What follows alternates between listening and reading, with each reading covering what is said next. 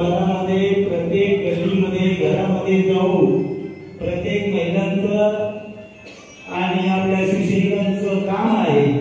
प्रत्येक घराघरामध्ये जाऊन प्रत्येकाला समजावून सांगू आपली निशाणी धनुष्यबाण आहे. कोणी उमेदवार असेल एक माझी कोणाची नावं घेत नाहीये. कोणी पक्षाने ज्याला उमेदवारी दिलेली आहे असा तो उमेदवार एक निष्ठेने आपल्याला काम करावं लागेल. आपली ताकद वाढत आहे आणि प्रामाणिकपणाने जर काम केलं तर आता बोलल्याप्रमाणे 10 निवडून येतील ही अपेक्षा आहे आणि ते होणार आहे. पण गटतटाचं राजकारण करता कामा नये. एक विनंती आहे माझी पटवर्धन साहेब, या ठिकाणी जे गटबाजी आहे ती गटबाजी थांबवली पाहिजे आणि जर गटबाजी थांबवली तर आपले या तुळजापूर शहरामध्ये कमीत कमी 8-10 नगरसेवक निवडून आल्याशिवाय राहणार नाही. आणि आपल्या पक्षाचे मुख्यमंत्री एकनाथ शिंदे साहेब यांचा हात बळकट करण्यासाठी, त्यांना मजबूती देण्यासाठी, ग्रामपंचायतीपासून ते जिल्हा परिषद पंचायत समितीच्या निवडणुका जिंकायच्या असेल तर आपण मनापासून मन धन नका लावू, पण मनाने जर काम केलं तर कुठलंही इलेक्शन आपल्याला अवघड जाणार नाही हे निश्चित आहे. पण आपण मनाने खंबीर आहोत, आपण शिवसैनिक आहोत आणि महिला भगिनी आमच्या इथे बसलेल्या महिला भगिनींनी जर ठरवलं की आपण प्रत्येक घरामध्ये प्रत्येकाकडे प्रत्येक कार्यकर्ते म्हणून, शिवसैनिक म्हणून, कार्यकर्ता म्हणून जर आजूबाजूच्या याचा नातेवाईक किंवा माझा नातेवाईक असं जर आपण प्रत्येकाला जाऊन समजावून सांगितलं तर येणाऱ्या काळामध्ये नळदुर्ग असेल किंवा आपलं तुळजापूर शहर असेल या ठिकाणी प्रत्येक नगरसेवक निवडणूक जिंकल्याशिवाय राहणार नाही. पण ही जबाबदारी पटवर्धन साहेब, तुळजापूर तालुका झिरो बजेट होतं, पण या चौगुले साहेबांनी आणि शिंदे साहेब आणि प्रताप सरनाईक साहेबांनी अमोल जाधवला ती जबाबदारी दिली. साहेब खरोखरच या अमोल जाधवचं मी कौतुक करतो की तळागावापर्यंत जाऊ. हे आपला तुळजापूर तालुक्याचा तो कर्नाटक बाउंड्रीला आहे आणि इकडे उमरग्याचा टोक त्या बाजूला आहे. त्या टोकापासून हा माणूस शाखा उद्घाटनाचे कार्यक्रम केले.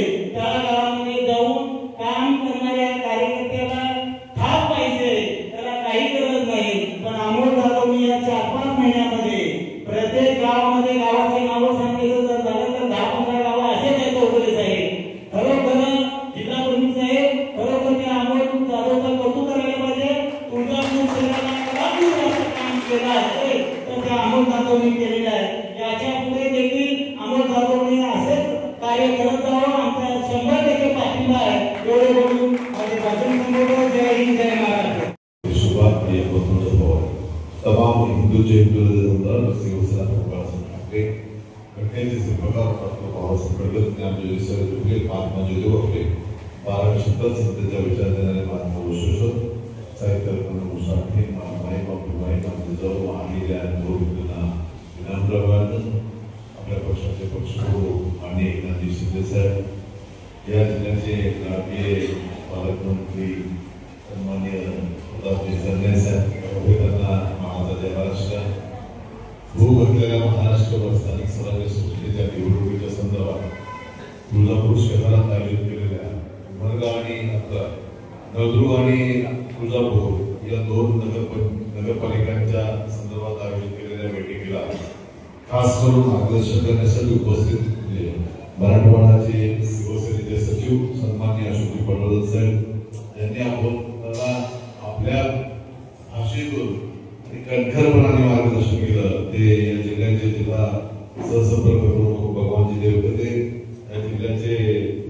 जिल्हा प्रमुख सन्माननीय मोहनजी बनोरे, व्यासपीठावर उपस्थित असलेले मिलिंदजी कोळी, अंबाराजे कदम, महिला आघाडी जिल्हा प्रमुख मीनाताई सोमाजी, ज्ञानेश्वरजी कोडके, उपजिल्हा प्रमुख त्याचबरोबर जगताप, युवासेना जिल्हा प्रमुख अमोल जाधव, तालुका तुळजापूर, जगन्नाथ पाटील, तालुका प्रमुख लोहारा, सर्व शिवसेनेचे पदाधिकारी न बोलता असं न होता ज्याही काय समस्या असतील, तुमच्या काही भावना असतील त्या घ्याव्या, त्याची नोंद घ्यावी म्हणून मी तुम्हाला सगळ्यांना अशी विनंती केली होती. ज्या पद्धतीनं आजपर्यंत जो व्यक्ती जो पदाधिकारी आपल्या पक्षाच्या माध्यमातून आपल्या प्रभागात काम करून भविष्य काळात मला कुठेतरी त्या प्रभागात काम करण्याची संधी मिळेल, निवडणुका लढवत जातील या भावनेपोटी काम करतच असतो. आणि अशा प्रत्येक कार्यकर्त्याला असं वाटतं की आपल्याला निवडणूक लढवायची आहे, मला सहभाग घ्यायचा आहे. पण वरिष्ठांकडून आदेश असे आहेत की महायुतीचं सरकार असल्या कारणाने आपल्यालाही या भागात महायुती करण्यासाठी सर्वांनी तयार राहावं. अशा अडचणीच्या काळात महायुती करत असताना काही ज्यांनी तयारी केली असते त्याला बॅकफुटला जाण्याची वेळ सुद्धा निर्माण होऊ शकते. ती होऊ नये असं जर वाटत असेल तर सगळ्यांनी आता केलेलं काम आपण प्रभागनीय आहे. त्या ज्या प्रभागात आपले कार्यकर्ते सक्षम आहेत किंवा अशांनी तयारी केली अशांची यादी जिल्हा प्रमुखांनी तालुका प्रमुखांनी करावी. त्या महायुतीकडून आपण त्याला सामोरं जाणारच आहोत. पर्यायानं आपल्या बाजूने आपली भूमिका महायुतीची मांडू सक्षम आपल्या आता मी म्हणणार नाही 11 प्रभाग 11 सगळ्यांच्या 22 निवडणुकीत नगराध्यक्ष होतील असं कधी होत नसतं राजकारणात. हेही लक्षात ठेवून घेऊन आपण जर महायुती केली तर मोठ्या प्रमाणात आपलेही बळ भविष्यात वाढू शकतं. तिथे 0 नगरसेवक आहे, तिथे किमान एक 5-10 नगरसेवक जरी आपले आले 22 पैकी तरी आपण आता एक सुरुवात असेल. पुढच्या जेव्हा निवडणुका होतील तेव्हा आपल्या याहीपेक्षा जास्त बळ वाढलेलं असेल. अशा अनुषंगानं महायुती करून आपण लढता आलं तर आपण त्या पद्धतीचे प्रयत्न करू. पक्षाचा जसा आदेश असेल तो एखाद्यावर अन्याय होत असेल असं वाटत नसेल व्यक्तीच्या आधी, पण पक्षाचा निर्णय असेल तो सर्वांना बंधनकारक आहे. त्या अनुषंगानेच आपल्याला भविष्यकाळाची वाटचाल करायची आहे. तुमच्या कुणावरही अन्याय होणार नाही याची दक्षता घेणं हे नेत्यांचं काम आहे. त्या अनुषंगाने नेत्यांनी सुद्धा तशा पद्धतीनं त्या प्रभागात आपली त्या प्रभाग लावून धरून नाही तर शिवसेनेतच वाटायला पाहिजे अशी भूमिकाही आम्ही घेऊ आणि जास्तीत जास्त आपले नगरसेवक निवडून आणण्यासाठी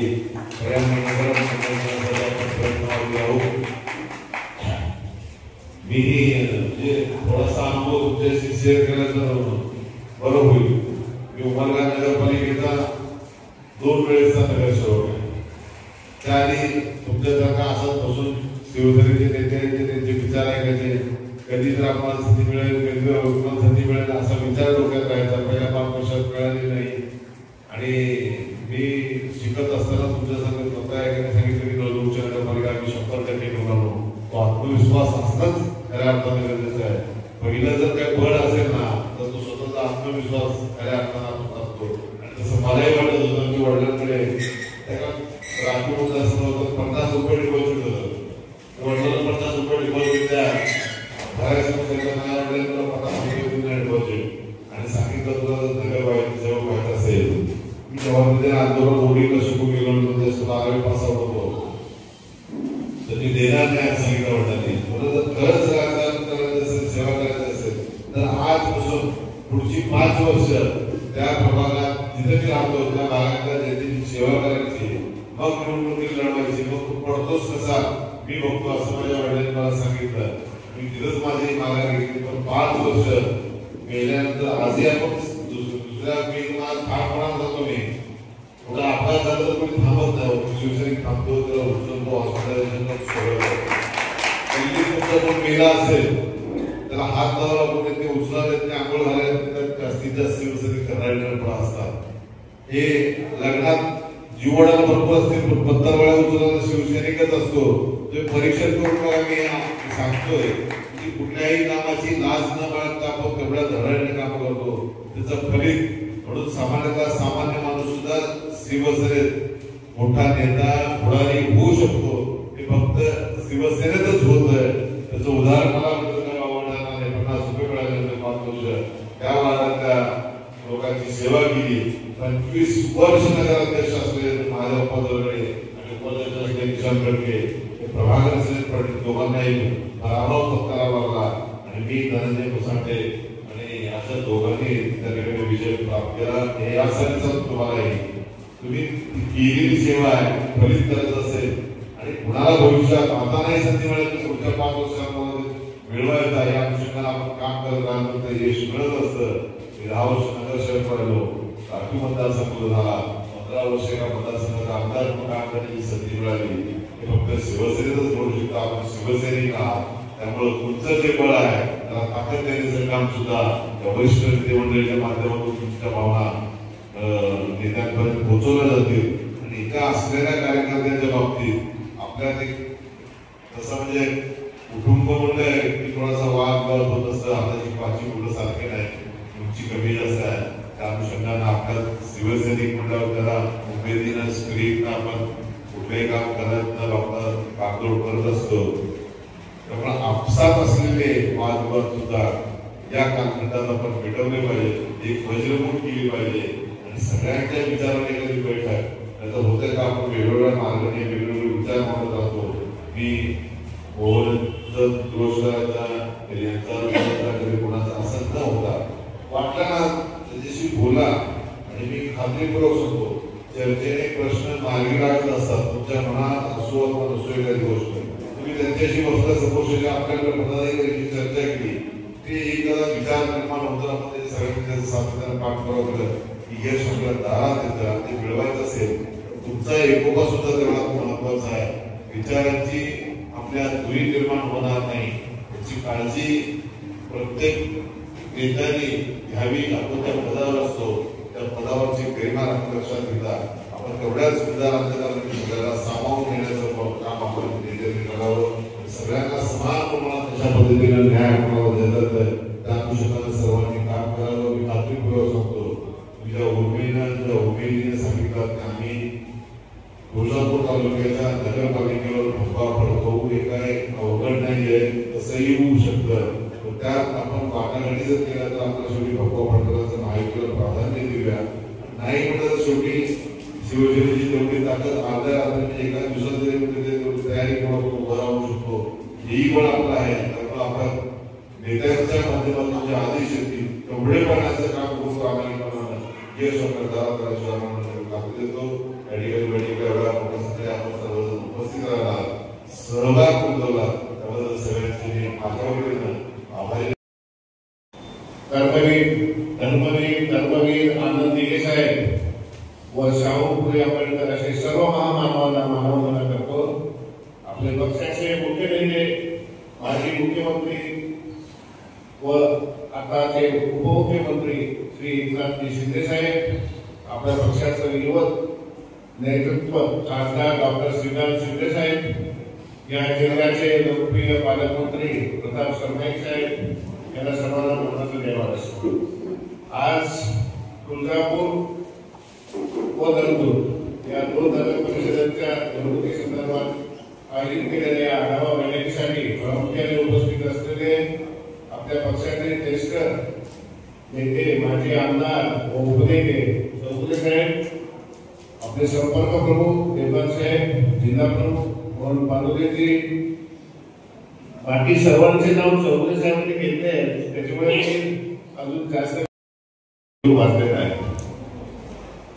जरी अधिकृत नोटिफिकेशन निघालं नसेल तर संकेत असे आहे की नोव्हेंबर महिन्यात नगर परिषद नगरपालिकेच्या निवडणुका होतील, डिसेंबरमध्ये जिल्हा परिषदच्या प्रत्यक्षाच्या होतील आणि जानेवारीमध्ये महानगरपालिकेच्या होतील. या अनुषंगाने गेल्या आठवड्यात आदरणीय एकनाथ शिंदे साहेबांनी मुंबईत एक बैठक घेतली आणि त्या बैठकीत सर्व नेते मंडळी असतील, लोकप्रतिनिधी असतील, यांना सर्वांना शिंदे साहेबांनी सूचना दिली की लोकसभेची निवडणूक झाली, विधानसभेची निवडणूक झाली आणि या निवडणुकीत ज्या कार्यकर्त्यांनी, मी जेव्हा कार्यकर्त्याचा उल्लेख करतो तेव्हा असं समजा की पूर्ण पुरुष, महिला आणि युवासेना तिन्ही, म्हणजे असं वाटेल नको की कार्यकर्ता सांगतो किंवा पुरुषाचं नाव असेल त्याच्यात तिन्ही आले. तर शिंदे साहेबांचं असं होतं की या सगळ्या लोकसभा युतीतच प्रत्येक ठिकाणी निवडणुका लढवायच्या, कारण की दिल्लीत आपली युती आहे, महाराष्ट्रात युती आहे, म्हणून आपण खाली पण सगळीकडे तिथं. पण जर सन्मानपूर्वक जर आपल्याला बरोबर जीवन करणार असेल तर आपण युती करायला जाऊ किंवा मग आपण स्वबळावर जाऊ.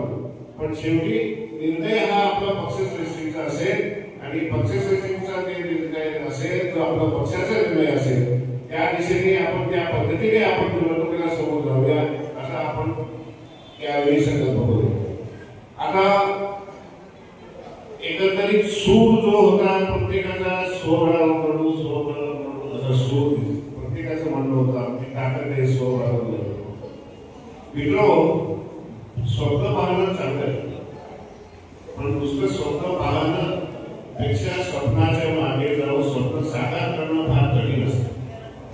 आपण म्हणतो स्वबळावर स्वबळावर, मला सांगा मागचा जर इतिहास पाहिला आपल्या जी वास्तविकता आहे जी खरी आहे ती कळायला पाहिजे की आपण कुठे आहोत. स्वप्न जरूर पहा, स्वप्न पाहायला कोणालाही बंधन नाही, पण स्वप्न पाहत असताना वास्तविकता पहा, बाकी आपल्या आसपासची परिस्थिती पहा, आपलं स्वतःचं आत्मपरीक्षण करा, आपली स्वतःची किती ताकद आहे, आपल्या सर्वांची किती ताकद आहे, आपण याच्या आधी आपली ताकद काय होती, आज आपली काय ताकद आहे, आपण काय कसे करणार आहोत, आपली तयारी कशी आहे, या सर्व गोष्टींची या सर्व बाबींचा विचार करून स्वप्न पहा आणि मग स्वप्न साकार करण्याचा प्रयत्न करा. स्वबळावर करण्यासाठी आमचं काही शेवटी घडणारे तुम्ही आहात. जर तुमचा एवढा आत्मविश्वास आहे, तुमचा एवढा उत्साह आहे, तुमची जर तयारी असेल, आम्ही तुमचे जे भावना आहे आम्ही वरिष्ठांना कळू की यांची स्वबळावर करण्याची तयारी आहे, त्यांचा उत्साह आहे, त्या पद्धतीने वाटचाल सुरू केलेली आहे. आणि मग आम्ही तुमच्या वतीने वरिष्ठांना विनंती करू आणि जो त्या पद्धतीने तुम्हाला निवडणुकीत सुरू करेल. समजा उदाहरण एक वार्ड, समजा असं समजा एक वार्ड एकच उमेदवार असतो, समजा तिला 3 इच्छुक आहे आणि प्रत्येकाला हक्क आहे की तिकीट मागणं. त्याच्यामुळे तिघांनी समजा मागितलं देणार एकाला, पण बाकीच्या दोघांनी त्याच्यामध्ये हेवा करू नये किंवा मला नाही म्हणत या म्हणत. कारण की शेवटी जो पक्षाचा निर्णय असतो, तुम्ही तिघे तुल्यबळ असाल पण शेवटी एकटाच तिकीट एकाला देऊ शकतो ना. आता तुम्ही पक्षाची पण अडचण समजा, पक्षाची नाही तुम्ही जर असता तिथं तुम्हाला तुल्यबळाच्या माणसं दिलं, तुम्हाला सांगितलं एकाला निवडा. तुम्ही जेव्हा एकच आपल्याला निवडायचा पर्याय आहे तर आपण एकाच निवडू शकतो ना, एकालाच तिकीट देऊ शकतो. तसेच पक्षाचे उपनेते आदरणीय नरेंद्र चौगुले साहेब व इतर मान्यवर व्यक्ती आणि इतर मंत्री, माझे सर्व शिवसैनिक बांधवांनो भगिनी, आज या ठिकाणी आपल्याला पटवर्धन साहेब असतील आणि इतरही मान्यवरांनी सखोल असं मार्गदर्शन केलेलं आहे. परंतु मी जिल्हा संपर्क प्रमुख या नात्यानं पक्षाच्या आलेल्या निरीक्षकांना मला सांगावं वाटते की या ठिकाणी कोल्हापूर शहरामध्ये मागील 5-6 वर्षांमध्ये मनावश्यक कार्य पक्षाचं झालेलं नाही. केवळ पक्षाची फसवणूक आणि दिशाभूल करण्यापेक्षा आपण किती वास्तवामध्ये आपण पक्ष उभा केला याचा आपण सर्वांनी अगोदर आत्मपरीक्षण करावं. आपल्याला ही निवडणूक जिंकायची असेल तर पक्षाने जी भूमिका घेतलेली आहे की भारतीय जनता पार्टीबरोबर युती करून जर आपण लढवली तरच आपल्याला कुठेतरी पक्षाला यश मिळण्याचे चान्सेस आहेत, अन्यथा आपल्याला चान्स नाही. हे वास्तव आहे. मुळात या ठिकाणी प्रमुख पदाधिकारी जे पक्षाचे आहेत यांनी सुद्धा आता वारंवार सांगितलं जातं की गडबाजी कोण करते. आज या ठिकाणी तो पाहिल्यानंतर लक्षात येतं बोर्डावर सुद्धा गडबाजी दिसून येते. आज मी गेल्या अनेक वर्षापासून या ठिकाणी शिवसेनेचं काम करतोय. तुम्ही जर आम्हाला सोबत विश्वासात घेणार नसेल तर हे चुकीचं आहे ना. आपण सर्वांनी एकत्र येऊन काम केलं पाहिजे. सर्वांनी एकत्र येऊन काम केलं तरच यश मिळणार आहे. जर तुम्हाला असं वाटत असेल तर माझी काही ताकद नाही,